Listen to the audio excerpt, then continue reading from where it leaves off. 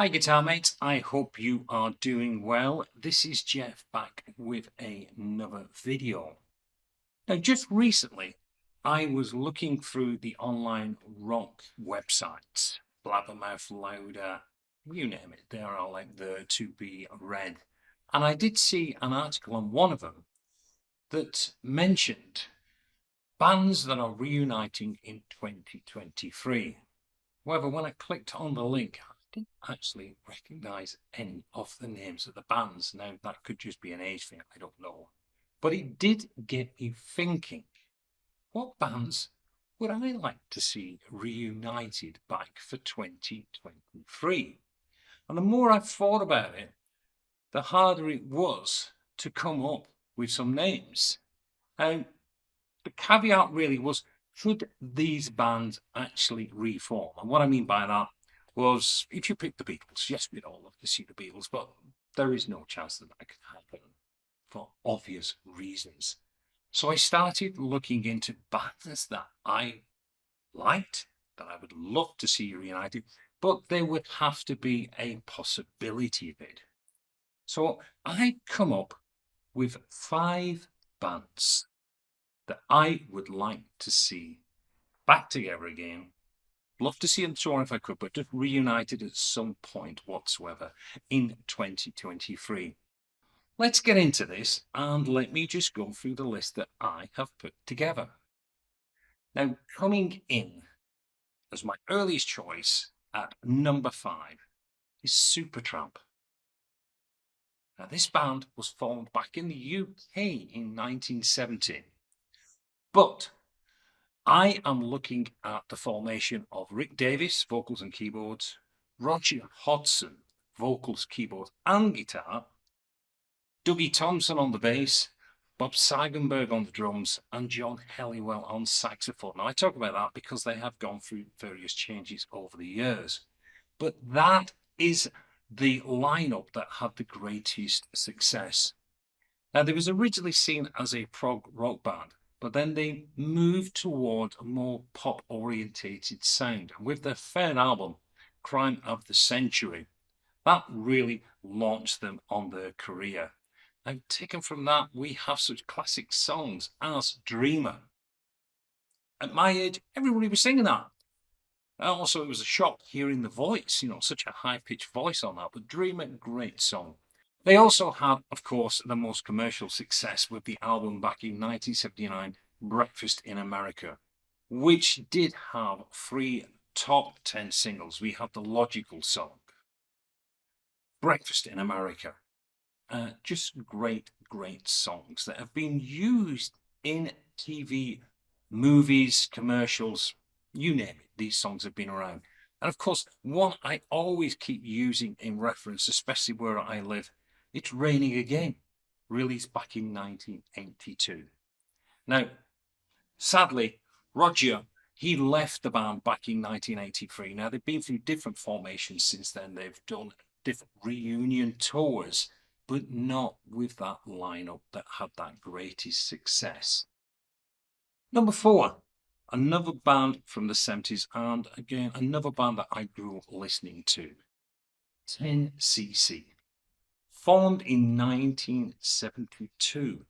Now, the group originally consisted of Graham Goldman, Eric Stewart, Kevin Godley, and Lol Creme. Now, I didn't name their instruments because that band, they were so interactive. Now, Tencc had 5 consecutive UK top albums. First one, Sheet Music, original soundtrack, How Dare You, Deceptive Bends, and finally, Bloody Tourists. Obviously, the main song that most people know if they're not even familiar with Tencc was the song I'm Not in Love. And that has been around forever. And just recently, it was used as part of the soundtrack for Guardians of the Galaxy. Now, sadly, Kevin Godley and Lol Creme quit the band in 1976 due to artistic differences and became a duo, which also they had great success. Finally, Eric Stewart left the band back in 1995, and since then, Goldman has been touring with a version of Tencc, but really, I'd love to see the four of them back together again. I'd love to see them back in the studio putting together just some more of that wonderful music that they was creating back in the 70s.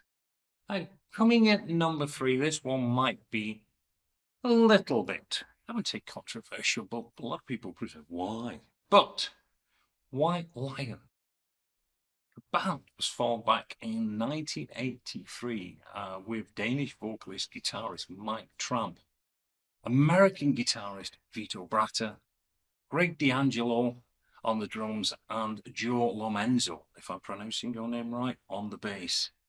1989, that was when they released the third album, which really put them on the map, which was The Big Game.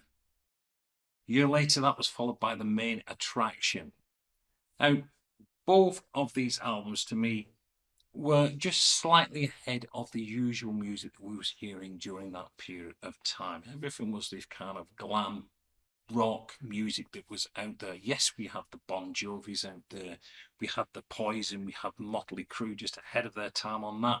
But just like White Lion, sadly, I never got to see them. And really, the reason I wanted to see White Lion was because of Vito Bratta. What a great guitarist that man is. Sadly, he left the band, and there's been controversy following the band ever since. It's down, from what I understand I'm reading, Vito Bratta owns the publishing rights for the songs. And because he's no longer with the band, they cannot, or they are unable to use the name White Lion. So the only way that we would ever see a reunion is to get them 4 members back together again. But I really would love the chance to see Vito Bratta again on the guitar. Next up, Queensr R. Formed in 1982. And that is the formation that I'm talking about here. I'm looking at Mike Wilton and Chris DeGarmo on guitars, Scott Rockenfield, with a great name as a drummer, bassist Eddie Jackson, and of course, on vocals, Jeff Tate. I was lucky enough to see them on their tour, which was the Empire Tour in the UK, and they just totally blew me away. Before that, I'd not really heard of it. Operation Mindcrimes was big in the US, but not as big in the UK. But with the success of Empire, that kind of flipped Operation Mindcrime. It became bigger. But to me, they was at the top of their game. And of course, with the vocals of Jeff Tate and the quality of their songwriting, I mean, one of the best bands through that period. But sadly, and I'm sure you're all aware, there has been so much this kind of fighting between the band.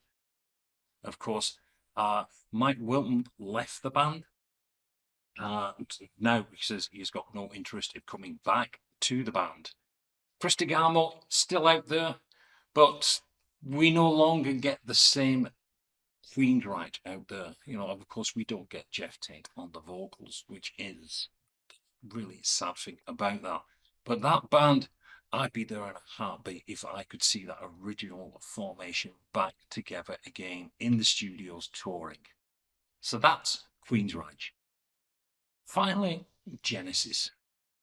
Now, I know they've been on tour recently, the farewell tour, but I am talking the original lineup.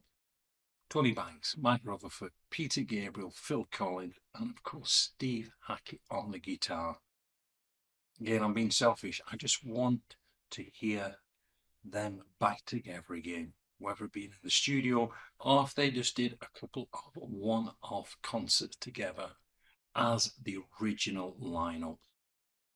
Genesis just meant so much to me as I was growing up, and just listening to their music over the years has always been exciting. But to get them all back together again, to me, that would be the icing on the cake. Well, that's my selection, but one other little caveat I want to throw in there, and it's because of a situation that happened about 2 weeks ago. Led Zeppelin. Now, I know my context would be a band that could form, and of course we can't sadly have John Bonham back in the band, but of course there is his son. And the reason I put them back in there is because of Robert Plant. A couple of weeks ago, singing Stairway to Heaven for the first time in years. Now, I know everybody dreams of them reuniting again. I could never see them when I was young. My father never allowed me to, as a young teenager, to get down to see them play Nebworth.